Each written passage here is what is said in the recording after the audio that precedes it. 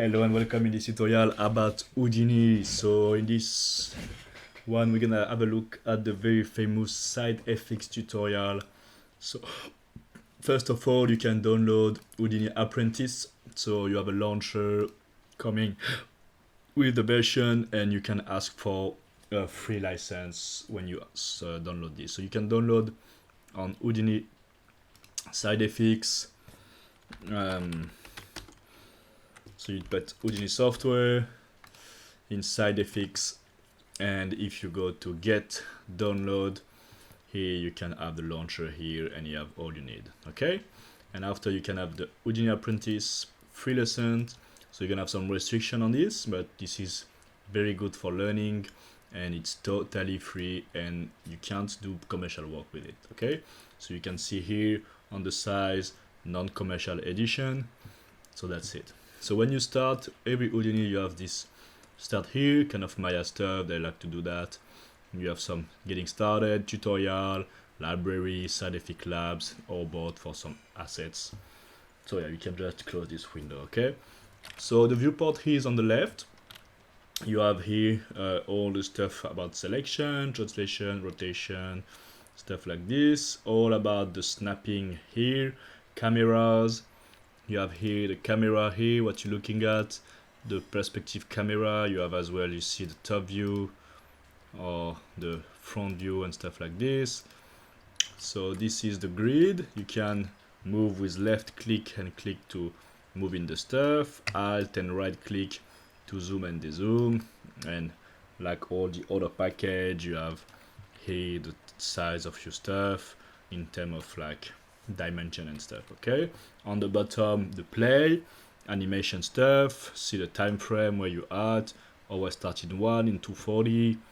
You have some stuff here. Make sure here the brain is enabled when you don't want to see simulation or when you want to see them, and here the auto update is something good to do to make sure here is updating in real time for every stuff you're doing, because you can put in manual, do your stuff, and after it relieves. So when something is not moving in your viewport, doing some stuff, you're like, what the fuck, why I'm not seeing my work, you go here and you do auto update and you can search sure you have this here.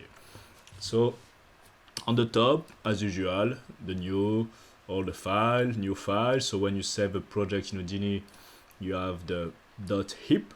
So that's one of the Houdini formats for the scenes.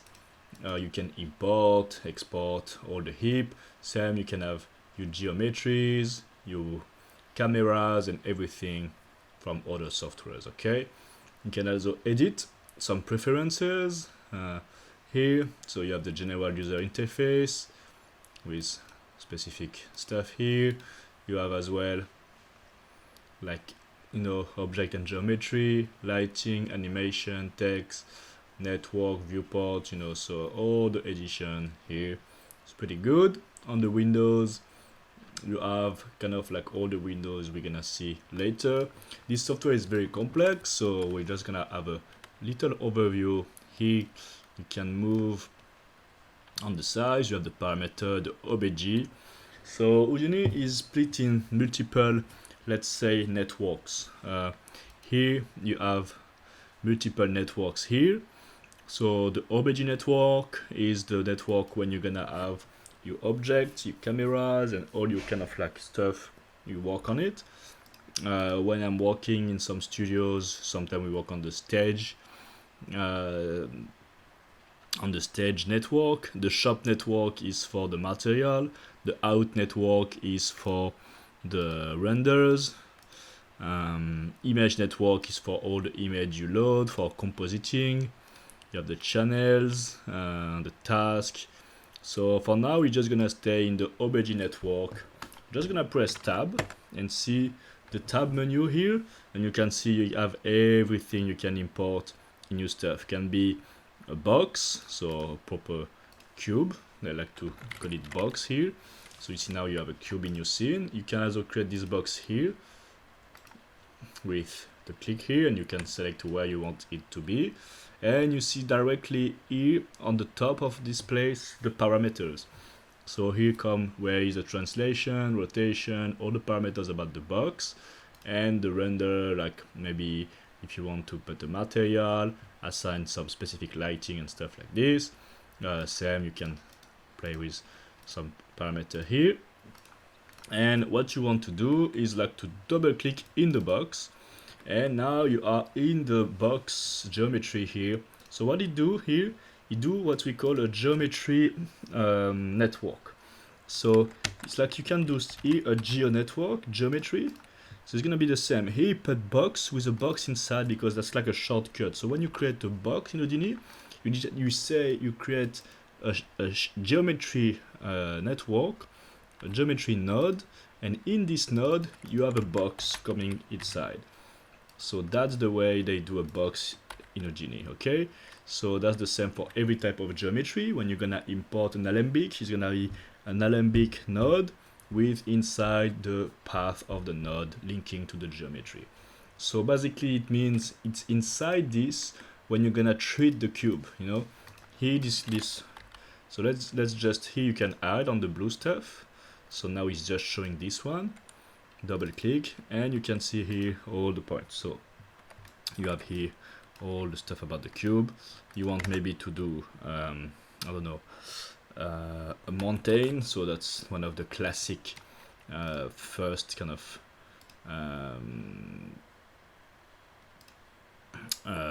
deformer, like attribute noise, so a deformer on the box.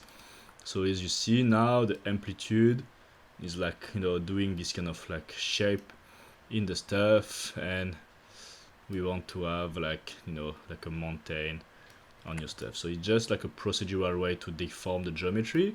So basically here on the node geo, I have like a package including the box and the mountain. You can as well translate here, transform the stuff. So if you want, maybe you want this to be bigger, but because this is bigger, when you come here, this is still to 1. So this geo node still to 1, you can like do it smaller if you want, but inside you have a transform node to here the scale of this object. You can also merge multiple objects in the geo mode. So that's when like it can be start to be confusing, you know. You have a sphere here, you want to merge the sphere with the box. So here now you have a sphere and a box with both a mountain. Maybe you want this sphere to be a bit more on the right, so you're gonna put a transform here and put this more at like 10, maybe 10 like 1, let's say 2. Okay, so now you have a sphere here affected by this mountain with this offset. You see both have the offset, and what's happening is like here on the geo, when you scale, is the both together. Okay, so this is kind of just a package, just a kind of folder, or you can put your node and play with the group, you know, like a group. But this is nodal process, so you don't have to stick at the same thinking as Maya. Okay, so all your addition come here.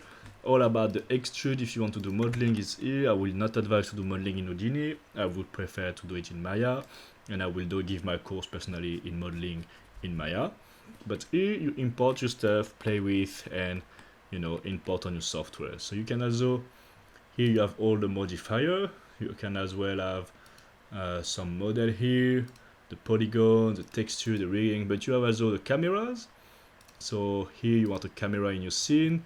You see I create on camera, now we have this blue node with a cam, and it's like a camera node. So if you do camera here, camera node as well. But this one, because I click on here, literally straight do the camera based on the view of the perspective camera I have.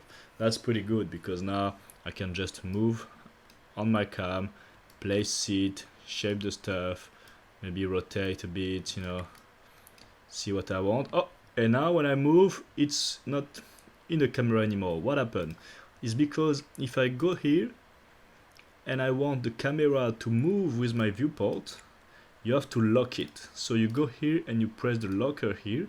Now it put the red contouring, and now when you move, the camera stay aligned with where you're moving. Okay, if you don't have this, it means camera is unlocked. So it's kind of a safe way to don't affect the camera. If you put a camera in some stuff, you just want to look at the camera but not maybe move about the stuff. So you can see here the value of the camera, and if you double click, you basically have a defcam jammer BGO. So that's the way they create a camera with the X form, and here the camera is here. You can have the basic stuff of the camera in the view, like projection, focal aperture, nick clip, crops, and all the stuff you're gonna need for the future. Shutter time, distance, focus, all this is, you know, for like deep of field, motion blur, all this kind of stuff. Okay, so camera here, same for the lighting. So when you do the lighting here, it's basically putting the basic renderer of Houdini. If I don't say a bad thing, I still think it's still Mantra, and Mantra is the default renderer. So when you create those slides, they go straight in like a Mantra pipeline kind of way. So I very advise you to do this for all the FX guys out there. Like, stick with Mantra. You can have a lot of freedom to work in Mantra for your effects, and you can always compute this later on another renderer. But that's a good skill to learn Mantra as a FX artist, because you can have way more freedom in terms of like shading of the particles, of the smoke, of the, because it's native of Houdini, so all the software is built around that, so you can have way more freedom to do this. Okay, and after you have what is the purpose of Houdini. So FX, collision, particle system, grains, velum, rigid bodies, particle fluid, viscous fluid, ocean, pyro, I don't know what's fam, it must be like, yeah, tissues, like I can see like a lot of new stuff as well, wires, crowd control, drive simulation. So yeah, all this stuff, it's really solid for like presets, but basically you always have to start with the from scratch kind of pipeline and learn, you know, how I say in the software videos, how to go into a proper stuff if you want to learn. Okay, so I'm just gonna continue to show the stuff. Here you have the animation editor, or all your curve, you know, like when you're gonna start to animate, the render view with like the raw camera, like you can say the camera you're looking for, composite, motion FX, and the geometry spreadsheet if you want to have, I don't know, like some datas about your stuff. Here you can see positions, P. So this is the way you're gonna talk to the node object. Here you have a bit more information because there is more points. So yeah, basically all is pretty scripty in Houdini, and you're gonna have on the right here all about the lighting. You can show all the object, but you can also show only the selected object. You have like bounding box if you want to win time in the shader, wireframe. So wireframe, I believe, is W. Yeah, you can press W and switch from wireframe to like flat shaded. So the flat shaded is kind of the one you always want to use. So easy, cheap one to see your stuff. You can have like some madcap shaded, so it's trying to play a bit with reflection, maybe a slightly cooler version. Smooth shading as well. So yeah, all this is like a specific view. After, for the windows, basically you can move the windows here, but you can also click on the little triangle here and do like left to right. So now it's creating a new window here, and on this, the plus, you can do a new tab with all the viewers. Can be animation, can be Solaris, can be Mantra rendering, can be Python, so a lot of stuff. Okay, so this is a way to organize your windows. I believe here you have some presets. Yeah, here on the build you have the animate build, so you see it's going left to right with the camera, and the time here, the channel groups. You can have as well, you see, and you put straight like animation stuff here, character, rigging, deform. So it's trying to like simplify. The build way is the one we used on the beginning. You have the game way, so maybe now it's gonna do like, you know, two left to right with the objects. And maybe you want to go for the grooming, so now you have all the grooming tool here, left to right, some objects here. So you see, it's really trying to put you as the blender, you know, it's trying to give you an easy way to display the element you want at this exact moment. So for now, we just take on the build. If you have a problem with this you can always reset reset the stuff, reset the shelf to make sure like you come back to this kind of formation. And yeah, basically he layering you know, all the windows and everything. Okay, so that's all I'm gonna cover on this first video. Have a good introduction of Houdini. If you have any question, don't hesitate to ask me. And on the next one, I'm just gonna do import a mesh from somewhere, add a material, and do